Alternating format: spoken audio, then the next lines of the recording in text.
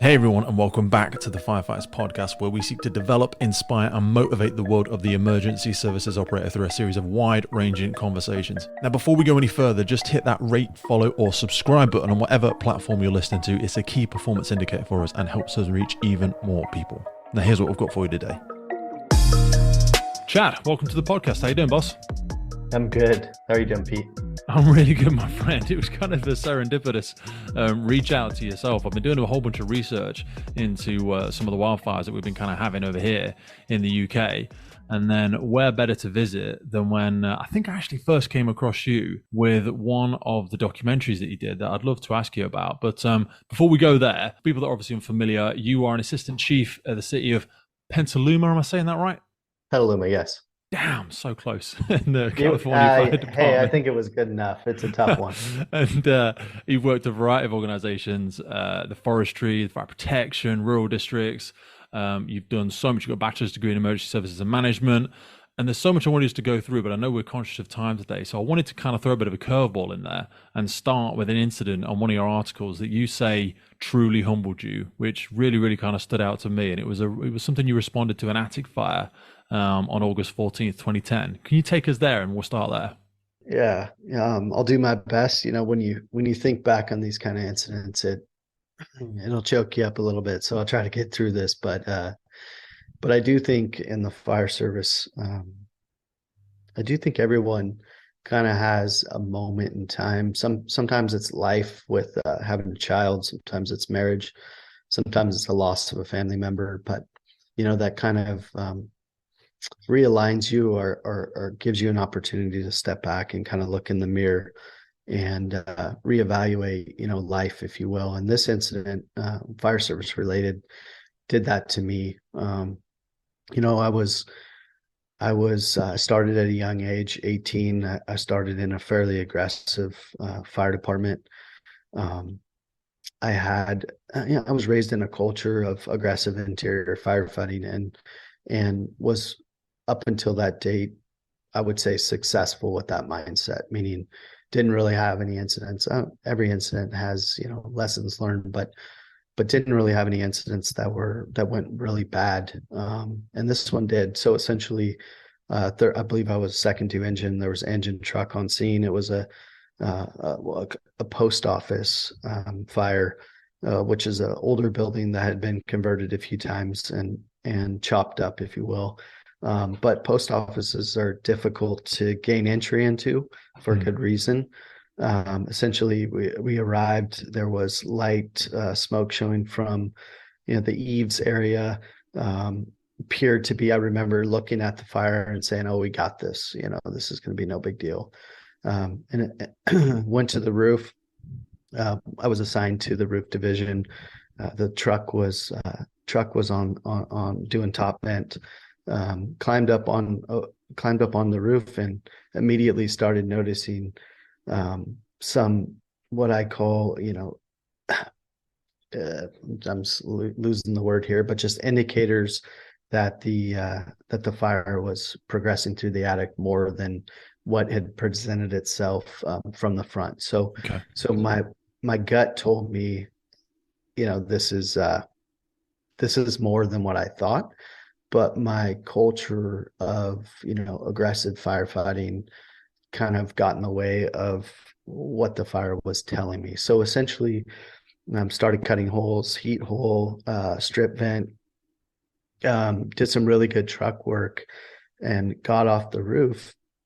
Was then assigned to Division Delta and based on where the fire was, made a determination to make a fire attack interior in the building.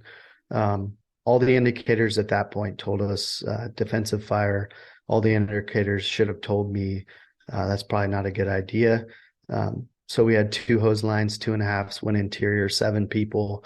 I was standing outside on the Delta side, and subsequently there was a roof collapse, and had about, you know, what felt like 20 hours, was probably 20 seconds of counting heads coming out of the building, and just that gut-wrenching feeling that, you know, I'd just been responsible for losing some firefighters. And fortunately, everybody made it out safely. It was a very close call. And, having to live with that event up until today, I live with this event a lot. I think about it a lot. I thought about it a lot. I wrote an article about it because what I mean by truly humbling me is it just made me realize that I wasn't bigger than this job. And just because I'd had, successful outcomes doesn't mean that this job won't humble you very quickly. And it really changed my tactics and strategy, my thought process on fireground. And, thankfully had a successful outcome. Was this a person's reported? Yes, correct. So there were potentially casualties inside, because I'm a huge fan of, offensive firefighting, and we speak to a bunch of people across the world about taking all the opportunities to actually reduce the risk of the firefighter by increasing their tactical capabilities, because it's a really fine balance to walk, isn't it? Whereby if we let health and safety grab hold of absolutely everything, then we'll never go into structure fires ever again, unless we are guaranteed to make a snatch rescue close to the initial access.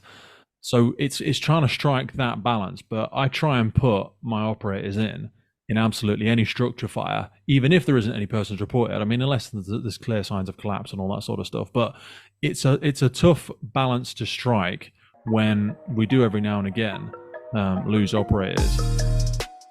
Today's episode was brought to you by our good friends at Wildland Watches.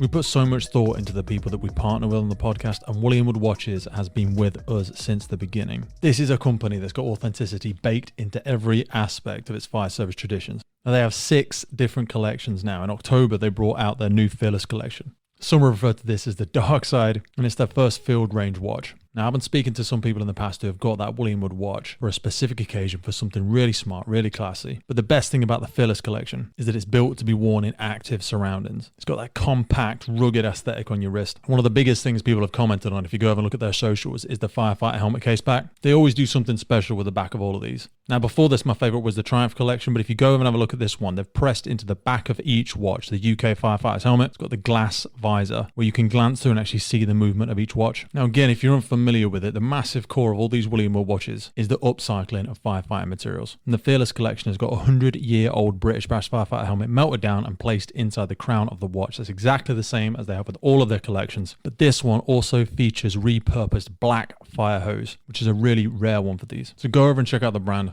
I myself went for the Valiant watch. I've had this for a couple of years now. Really nice. I've got it in the red strap, but I am also giving some serious consideration to the new Fearless collection. There's a whole range of payment options. Go over and take a look at them. Wildland Watches, Johnny and the team are there to give you that experience. Whether you're thinking of a retirement gift, you got something special to celebrate, or you have just started your emergency services career, go over and check them out, WilliamWatches.com. The best way to support the podcast is to support our sponsors, so please take a click in the notes below. Now back to the show.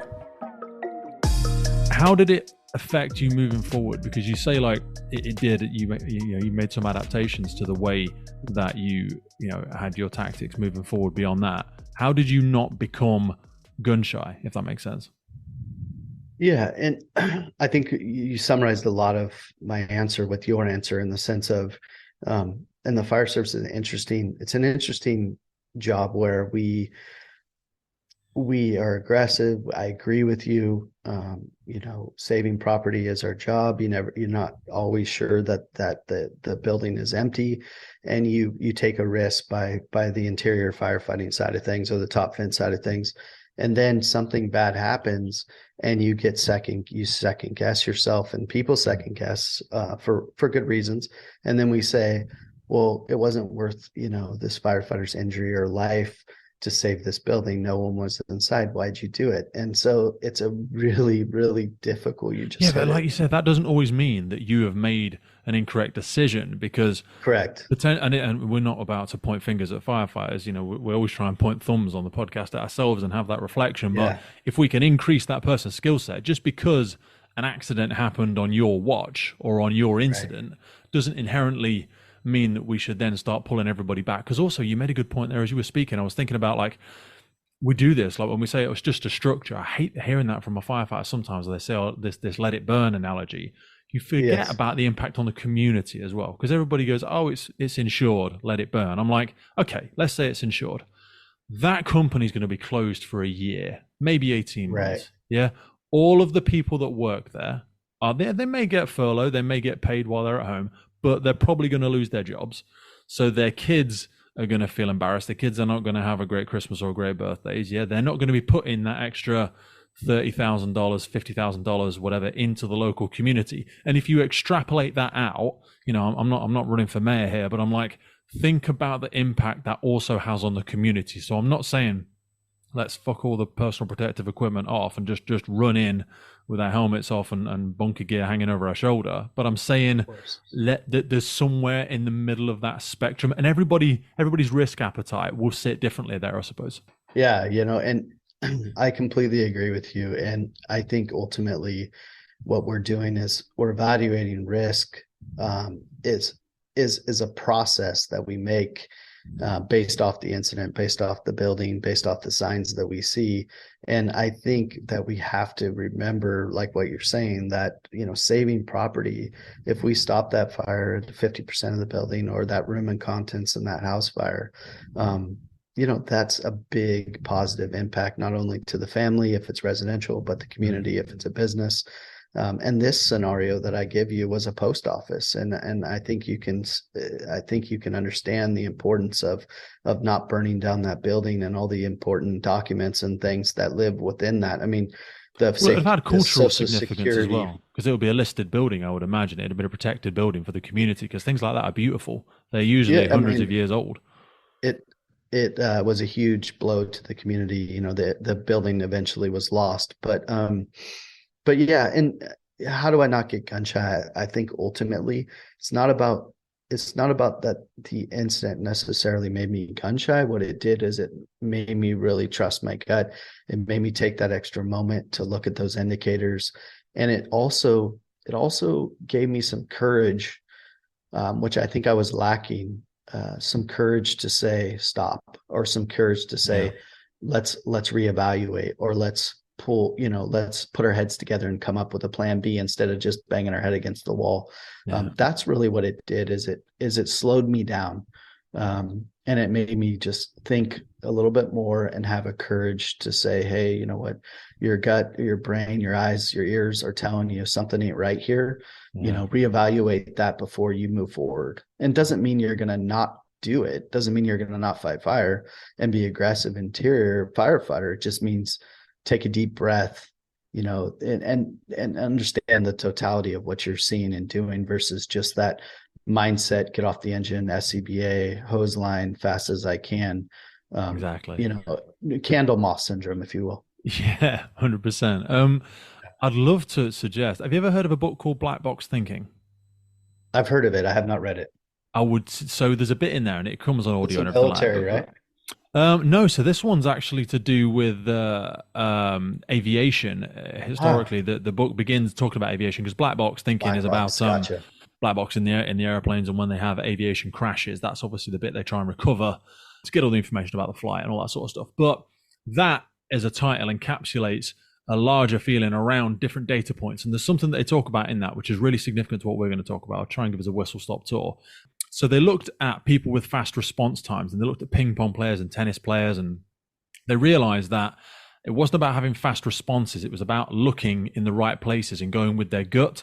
And in the book, they use a demonstration of a firefighter who speaks about pulling a crew out of a building seconds before the floor collapsed, because they went in there and they did a series of tactical cooling and gas attack and all this sort of stuff, and it wasn't making any effect on the fire, and he couldn't understand why it wasn't making any difference, and there was no visible signs of impact they were having. So he pulled them out, and he didn't realize what was happening, but they didn't know there was a basement. Effectively, the floor collapses. And the reason I bring that up is because our mind works far too quickly for us to be able to comprehend. So when you have that gut feeling, your mind is going through a million Rolodex. It's going through all of those files, and it's going, I see this, I hear that, and it's taking in all of these senses, and it's trying to connect those synapses and say that something isn't wrong here, something isn't adding up, sorry. And you can't necessarily manifest it as a thought yet, but that's where it is in the gut. Do you know what I mean? Your mind's saying these things aren't adding up. And that is that significant moment there where, like you say, we have to feel confident enough to go, I can't articulate what it is, but this feels wrong. There is a really tangible connection to that visceral feeling. And even though we can't put our finger on it at the moment, it's because our mind is just going too quick for us. And that's when our reactions usually kick in. And like you step back from a road because you feel something coming. And then all of a sudden the car shoots by. Sounds like a great book. I'll have to grab that. It's an interesting one, brother. One of the other things that it's important for people listening to I think can attest to and put a finger on is 2 months prior to this incident, I had a commercial fire in a building that was similar construction, not the same building at all, but similar construction and a similar arrival smoke condition. And it went, the tactics and strategy went great. The plan we had worked. We limited damage in the building. It was a successful incident. And I remember pulling up to this incident and my brain, went back to that slide and was like, oh, we're gonna have the same outcome, the same tactics. And that was another reason that led me down, the wrong path. So just to add that part too. I think you make a great point as well about the fact that the building had been repurposed, or the building had been, the function of it had been altered, because that's an important thing for everybody to consider. Things are not what they look like on the outside now, with businesses and individuals being so creative all over the world about how they use their premises, how they are dividing up things, and it's not what it looks like from the outside. People store things they shouldn't store in places that you logically would never put them, but that doesn't mean that building is the same as that building just because they're next door, or just because they're both a garage, or just because they're in both an industrial unit. That's a really important point to make as well. As we were sort of saying when we first came on, one of the things I would love to just get into, if we could, is this aspect of old wildfires, because it's something that, and I know people are going to hate me for saying this, but actually we're not terribly well versed in the UK. We've had a lot of fires in the moors, and especially in this last sort of 18 months, we've had a significant heat wave, and we've experienced a lot of wildfires. There's a big PPE contract for new wildfire bunker gear that's gone out in the UK. But it's something you boys and girls are very well versed in. And I was looking at the California wildfire season and a documentary you took part in called Behind the Burning Vines. I wanted to, if we could, just go into your experiences of wildland firefighting, what you've learned about it. I know it's going to be so difficult to do in the time that we have, but how much of that is going to play a role as the firefighting worldwide tactics sort of change? Yeah, it's a great topic, and you're right. We could talk for hours about. I mean, essentially, I've got 24 fire seasons, and in my short time doing this job, I think everybody, in California would agree with me. There's been a change, to the wildfire environment, specifically in the last 6 years in California. Unfortunately, 2 or 3 of some of the most destructive fires there have been in, my area. The fire's just burning, at an unbelievable rate of spread. In times of the day that you wouldn't normally expect it, at all times of the day, night, it really doesn't matter. We're seeing a lot more wind than what I remember or what I recall, which is probably, besides drought, the wind is a huge contributor. And tactically things have changed a lot. What you're seeing in California now is a much greater response early on. There's the air assets have doubled or tripled in the state, from helicopters to tankers.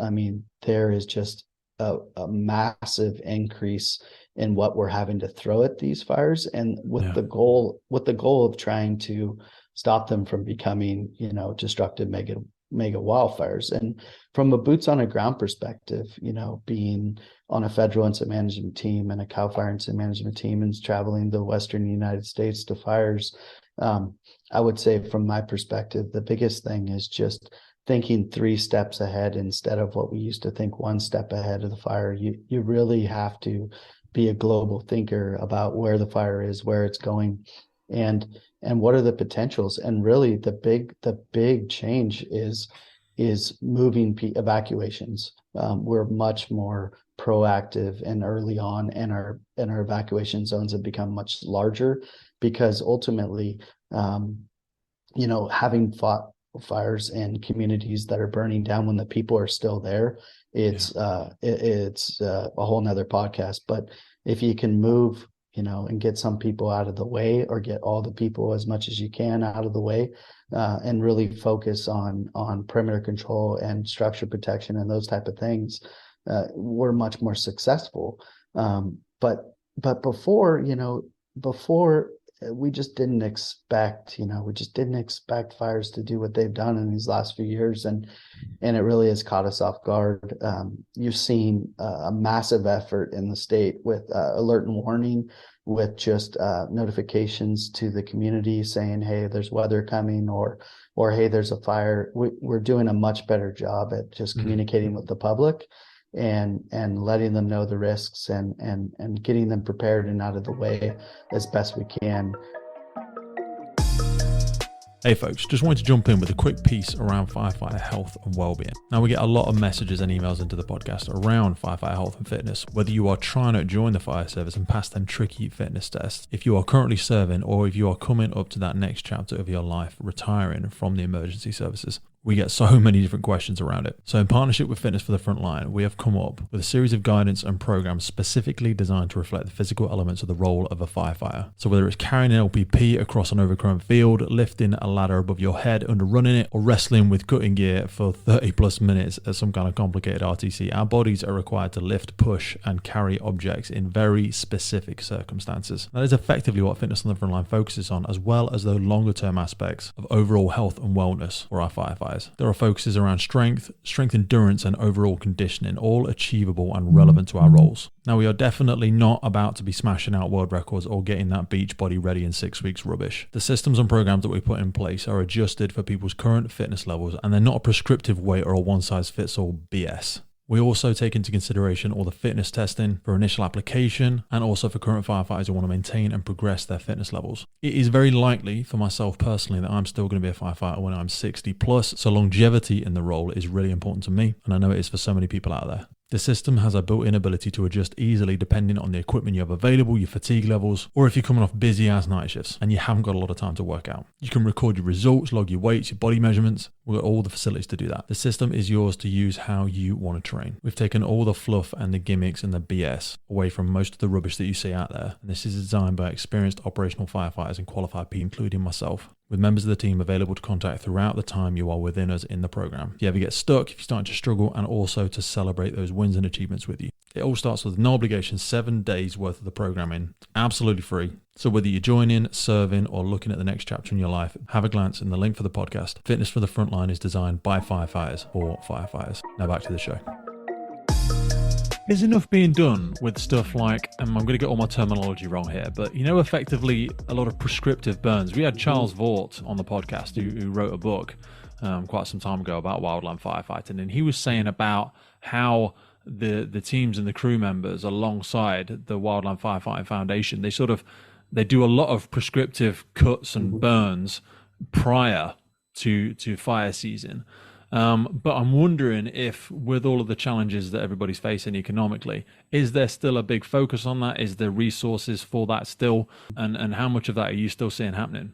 Yeah, I left that off as like another massive, there's much I'm seeing, at least in the area that I'm in, much more. There's multiple VMPs, vegetation management burns that are prescribed burns that are going on today. As we wind down fire season here. But yeah, it's a huge focus, and a lot of money at the state level and the federal level being thrown at VMPs and trying to do more burns, which are great, all are, positive things. But ultimately, Pete, this is a calloused response, but ultimately, when the wind's blowing, consistently 30 to 80 miles an hour with gusts over 100, and you have drought conditions, or you have dry conditions, I don't know, man. I Yeah, it mean, just I jumps at don't, such a I rate don't that think it's not there's been a whole predicted lot. before. Yeah, I mean, Yeah. I've been on fires and had 10 blade wide dozer lines. You know, it looks like a 747 could land on your fire line break, Mm. and the fire spot a mile over the top of it. That's So what I mean. And yeah, Charles was saying to us, he said they would go and dig a 10-inch fire line or something like that. And I'm like, fucking 10 inches? And he was like, yeah, that's mhm, good enough. And then you have your cutters and everything will take down all the trees. And I'm like, shit, that must be really low wind not yeah. to jump something like that. And they just try and cut them around buildings and around homes and stuff like that. But like you're saying, these are jumping 10, 20 feet now. Yeah, and they can go a long ways with as dry as things are and the wind aloft and everything. But ultimately, like I said, I think the most important thing is educating the public, making sure that we're doing as much prevention as possible, being transparent when things happen and getting people out of the way. I mean, ultimately, when you choose to live in California or, the Western United States and you want to live in the woods like I do, that's great. It's beautiful, but Yeah. there is a risk that goes with that. I wanted to kind of move on to leadership and management and how we kind of select people because in the UK Fire and Rescue Service we are going through colossal amounts of retirement. So a lot of people are coming up to retirement now just in that sort of 25, 30-year cycle, and people are getting promoted fast.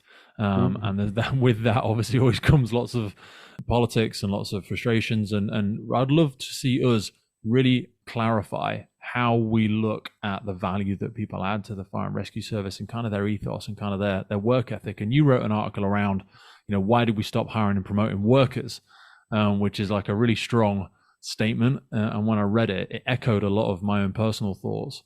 So, talk us through, your statements around organizations needing members who will do whatever's needed, and the core values and traits of that blue collar culture, I suppose. Yeah, we're gonna have to do this more often because I think all these topics deserve Oh, there's probably so more, much, brother. We'll come back more and that talk I again can at some give. point. I'd love to. But yeah, this is a pretty hot topic article. I have a lot of interest in it, a lot of comments, a lot of input that people have. Essentially, where this came from was just this feeling that the fire service in general was kind of getting away from the core values that I had or I thought I had when I got hired and why I got hired. Essentially, I grew up in a blue collar family, parents, grandparents, nobody had a college degree. I grew up on a ranch. My father basically said, "You earn what you work for," essentially. Hmm. And I didn't go to college after high school. I went to work, and I was successful getting to where I am from just self motivation, work ethic, dedication, respect, for the job, all that stuff. And the fire service is sort of, I think, kind of gotten away from that. And what's important is I'm not saying that education, and I have had to back this up many times with people, is people make the assumption that I'm saying that education isn't important. That's not at all what I'm saying. What I'm saying is that there's a balance. A lot of it depends on the rank that you're in the job and the department you're in and what your responsibilities are. As the assistant chief of this fire department, I think a high level education is really important. It has made me a better chief officer, a better person. But As a for me, that fire, needs to come second as well. Though, like you say, I would always pick someone with a work ethic versus a skill yes, set. I can teach you a that, skill set. I can't teach you a mindset, and you can pick that yeah, education up afterwards. But right, sometimes with a high education can, not always, but can come with a sense of entitlement that, yeah. that some jobs are beneath some people. But sorry, I interrupted you. Yeah, no, no, no. I agree. We're on the same page. I mean, I think it's important. Like, what do I think? What am I looking for when I'm going to promote a company officer or a chief officer? Is education and degree important? Of course. Is it part of the requirements? Yes. But ultimately, what I'm looking for is someone that's respected in the organization, that's respected by their peers, that's respected by the people that are going to work with them, and somebody that is going to have that self motivation and that drive. Because I can't be there. A supervisor isn't going to be there all the time to keep a thumb and push. And I want those people that are doing it on their own, that are Yeah, doing they're it because they want it self-motivated in better that respect. themselves. Self-motivation to me is probably one of the key traits of anybody in this job. And if you lack that, you're probably not giving it your all. You're probably not giving it what you should be. So how do we then? Because this you're making a really interesting point, and it's something I have struggled to speak to fire officers over here about, because there's a big fear over here, from my experiences, around the difference between nepotism and meritocracy. So, like, nepotism being, for people that are unsure, like, oh yeah, hire Chad because he's my friend and he's my pal, and it's his turn and he's a good old boy. Yeah. And it becomes the good old boys club where we just give jobs to our mates, when maybe Chad's a bit shit and maybe nobody likes Chad. But we also want to bring in that meritocracy where we're like, Chad deserves it because of ABC or XYZ. These are the reasons. But the things you said around being respected by your colleagues, being trusted, having a great work ethic, I really encourage things. Have you heard of 360 feedback? I'm sure you probably have. Of course. Yeah. Yeah, of course. We don't necessarily do that in a lot of UK fire and rescue services, but I want to see more of it done, because it does bring those intangibles in around, like, between 1 and 10, how trustworthy is Chad? Then between 1 and 10, how much do you think he cares about you, or how much do you think he listens, or how competent is he at his job? Versus, like you said, when we look at the requirements of a job or a role, and it says you've got to be level 6 this, or you've got to be level 5 that, or you've got to have 10 years experience. Well, you could have had 10 years in a nowhere station at the arsehole of anywhere, doing no jobs with people that don't like you.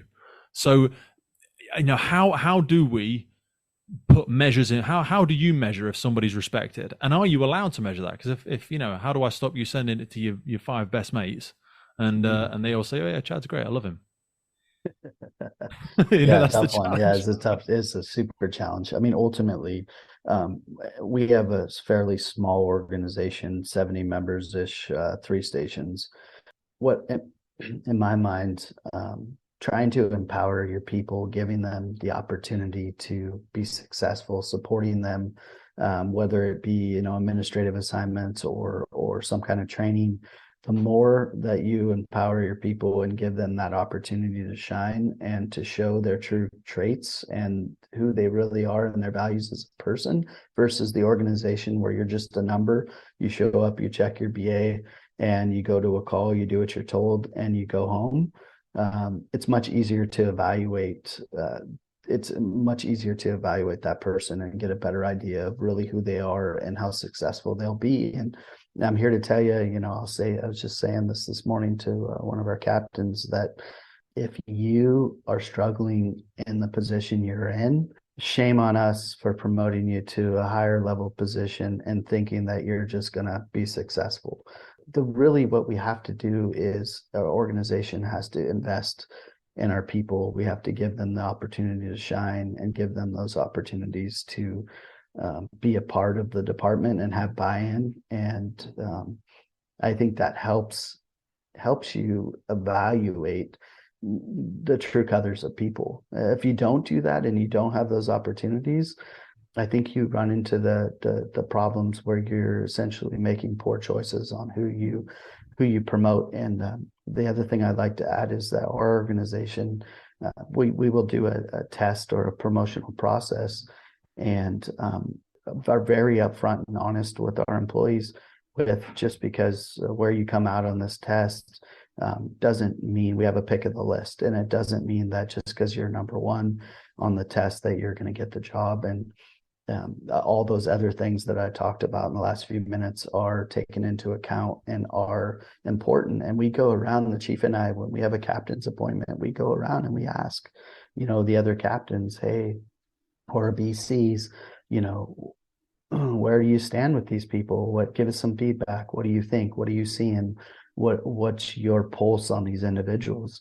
And that feedback matters, and our people understand that it matters, so that it isn't just, hey, I'm going to study up 30 days before this test and and I'm just going to crush this test and come out number one and get the job. No, if you're not a good employee and you're not respected and you're having issues and people don't want to work with you, we have to take that into account. Otherwise, we're just setting our organization up for failure and that individual up for failure, because they're going to struggle. Absolutely agree with that. Absolutely agree. But that for us, I believe in certain services, and again, I'm not being a pessimist, I'm just in anecdotal evidence, is that we are scared to death of that individual, or an individual then going, well, who said these things, and you can't hold that against me because that might be a personal vendetta, and then you can get into some sticky legal minefield. And I worry about that so much, because then you see organizations cower in the face of appearing whateverist, be it sexist, racist, ageist, long hairist, I don't know, and then we end up with people in positions that they're not ready for and that they struggle in, which only perpetuates their frustration because they weren't ready, and the people tried to politely and professionally guide and mentor them to spend a little bit more time developing, but we're not firm enough in those processes. So I admire and applaud you guys and girls for being able to sustain that and being able to have those professional conversations. I worry how much longer we can do that if we don't start changing our strategy to a little bit more honest professional discussions around, I don't think you're ready, Chad. These are the reasons. And this is how we can help you. And hence why I wrote the article, and hence why the fire services, why this is such a hot topic, is because exactly that is for me, I'm not saying I'm not worried about the things that you just said. I absolutely am, but tactically, honestly, and upfront, that's who I am. And I've found that some people don't like to hear it, but I've had many people call me, a month later, a couple of weeks later, and say, you know what, thank you for being upfront and honest with me. I don't necessarily agree with it all. I didn't like to hear it, but I appreciate that at least you didn't fill me full of a bunch of bullshit. Yeah, because you could have just given me the letter that said, oh, we went in another direction because of ABC, and somebody will go, that's just bullshit. And then we think you're lying to us. And then it's like, oh shit, we're struggling now. Yeah, and that's where I'm saying that I wish I think, we need to be somewhere in the middle, and we can't be, and that's kind of where the article goes, is like, it can't just be all, just work characteristics and blue collar, because when you promote to captain or battalion chief or whatever, that education is important. So it can't just be one way, or it can't be, the opposite side of the spectrum is it's just a degree and a bunch of certs, and then this individual is not respected, and then they've also got to have that emotional intelligence. Do you know what I mean? That's the thing. You can't just, if somebody says functionally I'm a fantastic firefighter, good, then that tells me you're a fantastic firefighter. But have you got, for example, if you did give somebody that feedback and they struggled with it, you're almost giving me evidence to say that you're not ready for that promotion, because you need to have the emotional intelligence and emotional bandwidth to be able to have these conversations. Because I think the first port of call that fails in things like that, and the place that is actually not easiest but is most appropriate to deal with it, is if somebody comes to me and says, Pete, I think I'm ready for promotion, boss. I have to give consent for that person to apply. I have to give them my approval. I have to sponsor them effectively. And if I don't think they're ready, it should be me that does that, because I know them the best. I've got the closest relationship. But what I see sometimes is those line managers dip that conversation and then pass it on to you, who's probably never met my crew manager, my leading firefighter, whatever it might be. And then it's down to you to give them the feedback, and they don't even know you. Whereas it should have been me. It should have been me. It should have been the line manager that says, dude, you're not ready yet. Or, you're not ready yet. We need to work on these few things. And let's put a plan together. I want to see you get there, but it would be wrong for me to put you in front of a bunch of people, because they're just going to turn around and ask me, and I'm going to go, no, actually, I don't think Sally's ready. And then it's you, it's kind of like passing the buck. That's a huge problem in our service. And for me, the best, advice I've gotten is the honest advice. And whether you liked it or not, it helps you in the long run. And ultimately, what I wanted to just close with this topic is that, every person that, I shouldn't say every, but I would say almost every person that I know of that's been promoted to a captain or a chief officer position that wasn't ready or wasn't respected by the crews or the peers, didn't enjoy the job, No. is struggling, is unhappy, doesn't want to come to work. And so I just say to everybody that's listening, make sure you're ready, because it's easy to get the badge, but it's not easy after you get it. It really isn't. And it's really hard to give it back. You've got to sacrifice so much, and you almost can't give it back. I've had so many people in the last 12 months trying to encourage me to go for the next level, but I've only been in this role for like 2 years, and I'm like, I love this role, and I've got another 30 years left in the emergency services, in the fire department, because I won't be going until I'm in my mid-60s probably. So I'm like, I don't want to rush to get to a position I'm not ready for and have to spend the next 25 years regretting not getting the full development, in all aspects. It's like a hand. There's lots of fingers to develop on. Don't just think, I'm standing on this one finger, I'm going to try and jump to the next position straight away. You haven't got a solid base in where you are. Do you know what I mean? Promotion and development isn't just vertical. You've got to think lateral. Do you know what I mean? When I'm looking at your experiences, you've done so much all at the same levels before you've gone for that next step. I do think that there's, a misconception that the fire service, it's all about fire experience or rescue experience. And, sometimes it's the maturity and the emotional intelligence that's the most important. So I think we're on the same page there, man. Beautiful. Chad, I want to be respectful of your time. So I know we've covered some great stuff there. I'd love for us to maybe get another date in the future, but let's close it there. I really appreciate your time, my friend. Thanks, Pete. Yeah, we got some plenty of stuff to talk about on. So I'm available if you need me. Thank you, my friend. Stay safe. I'll speak to you soon. Bye. The Firefighters Podcast is a global podcast seeking to develop, inspire, and motivate the world of the emergency services operators. Through a series of wide-ranging conversations celebrating those within our sector, we seek to encourage and support this incredible group of people. It's brought to you by myself, operational firefighter Pete Wakefield, and I speak with individuals from all walks of life who I sincerely believe can add value to or develop those who have chosen this life path. Please support your emergency services wherever you are in the world, and thank you for listening.